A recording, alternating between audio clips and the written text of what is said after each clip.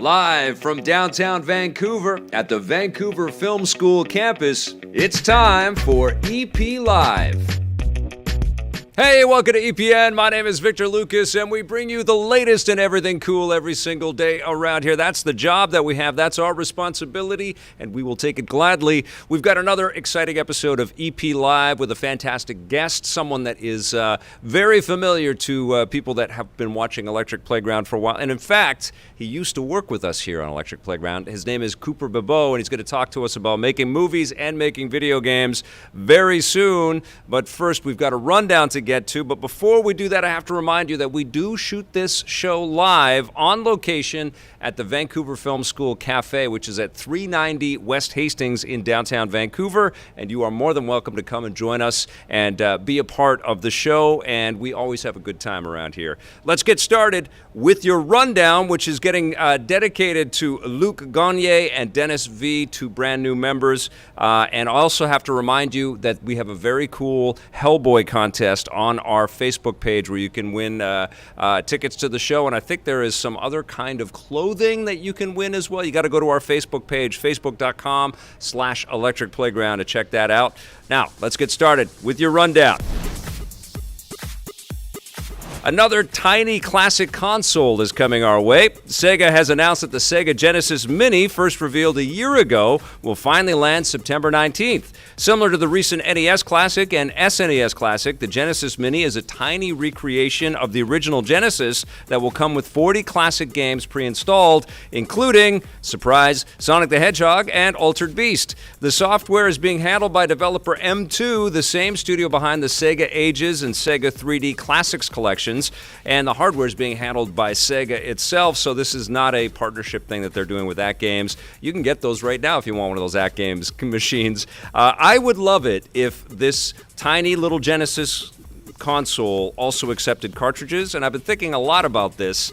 Why don't these little mini systems let you plug in your cartridges, and why don't we let these companies figure out a way to bring that business back? I think they're like, these mini consoles are selling like crazy. Why don't we just figure out a way to make more cartridges and get them into stores? Maybe there's, like vinyl came back. Why can't cartridges come back to lots of cool stores all over the place? I know that there's a collector's market out there, but why not manufacture them again and let these little mini microsystems be upgradable in some context? I mean, if downloadable software would be awesome as well, but there's something about those cartridges and slapping them in, and I'm excited about this. I'm definitely getting one, although I have just ordered the Mega SG from Analog, which will be coming sometime this month. I can't wait to get it.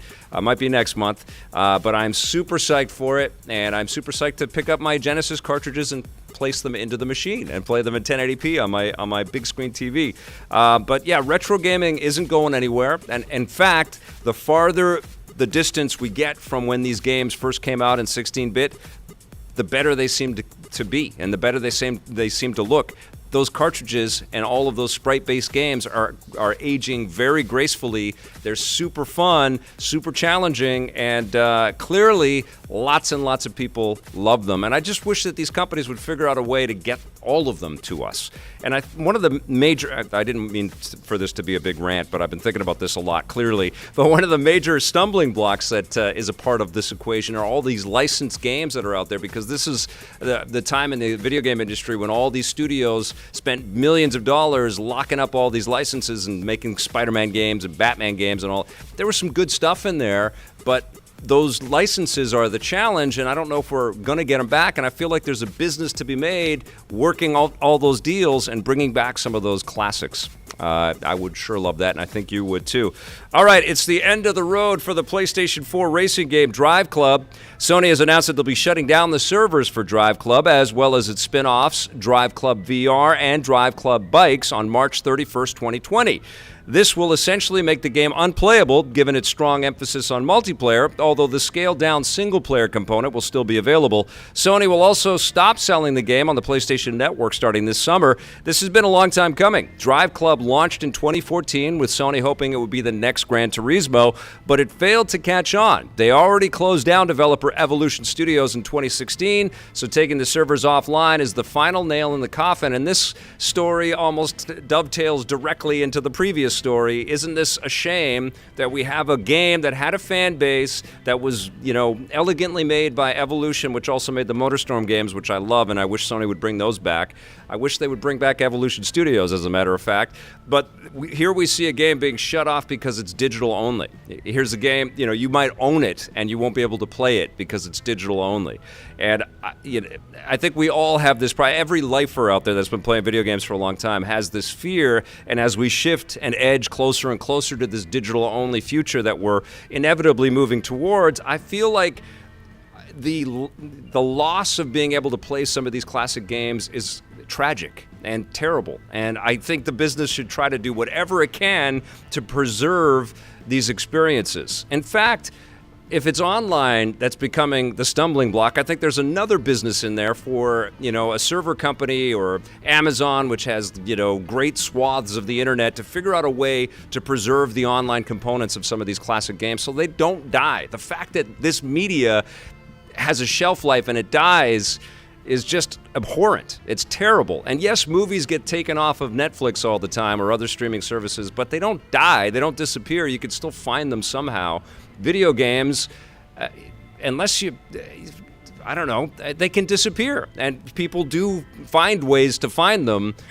It's stupid, and I wish the games industry would figure out a way to preserve them, protect them, and offer them up to their customers forever. And, my heart aches for every DriveClub fan out there that's going to be feeling the pinch. There's probably huge communities of people that have been playing this, and then suddenly, nope, yank, you can't play it anymore. That sucks. All right, despite a few setbacks, Activision isn't slowing down the pace of new content for Call of Duty Black Ops 4. They've unveiled the second map coming to the game's Blackout Battle Royale mode. Known as Alcatraz, the new map drops players into the famed island prison in San Francisco with the whole island available to explore, including exteriors and the dark inside of the prison itself. Developer Treyarch says that this is the biggest batch of post-launch content made for the game so far, but like the rest of the post-launch content, you'll need to buy the Season Pass in order to get it.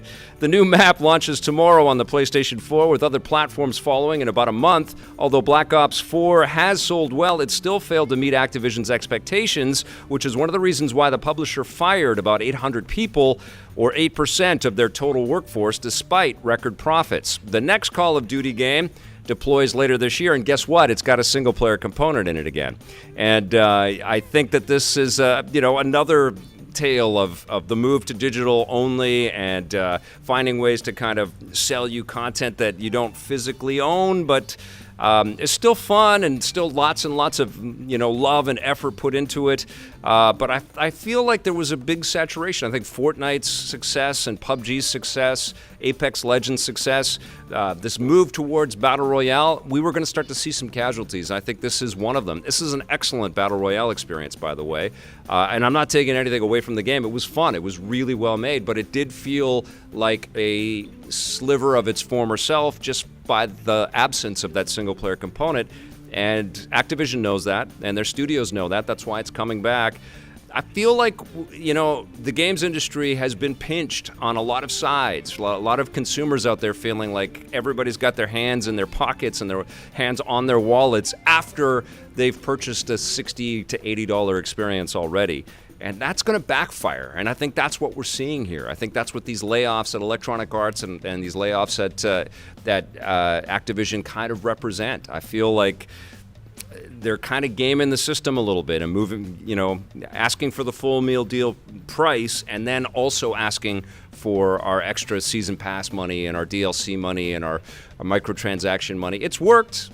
You can't blame these companies that have made billions of dollars and hired lots of people and invested some of that money back into content for figuring out a new way to do business. But I think this was the year that consumers started to say enough is enough, And I also feel like Electronic Arts had the statistic that Anthem's first month comparative to Apex Legends' first month were about the same, but of course Anthem cost the full price. Apex Legends was making all of its money off of microtransactions.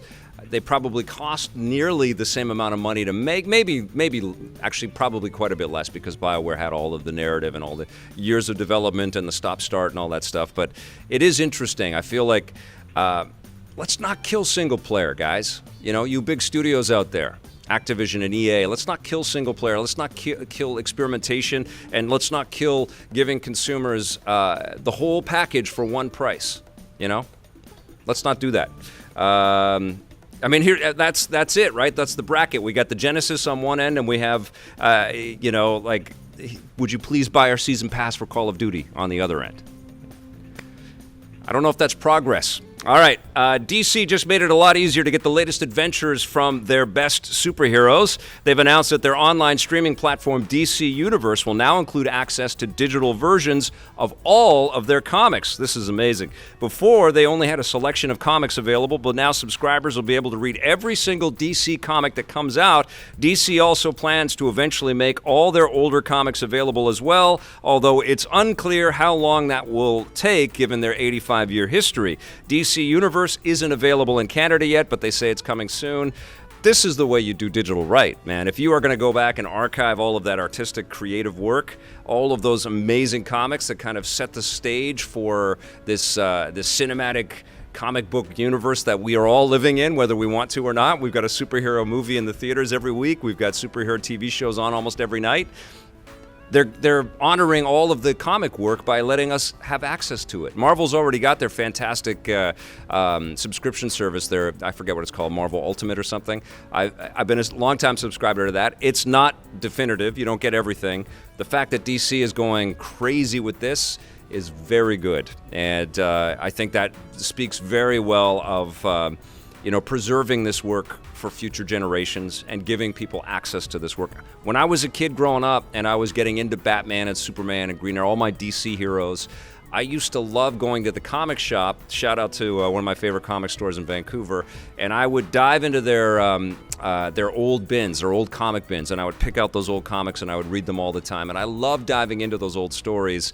They really set the tone, and they gave me the education that I needed to kind of flesh out how I felt about these characters as I was reading the monthlies. And I think it's really cool. I think it's really important. Just like watching classic movies is really important if you're into cinematography, or if you want to understand the influences that modern filmmakers use in the things that they build. This is great news. My hat's off to you, DC. That is fantastic, and I'm glad that we're ending this rundown with great news like that.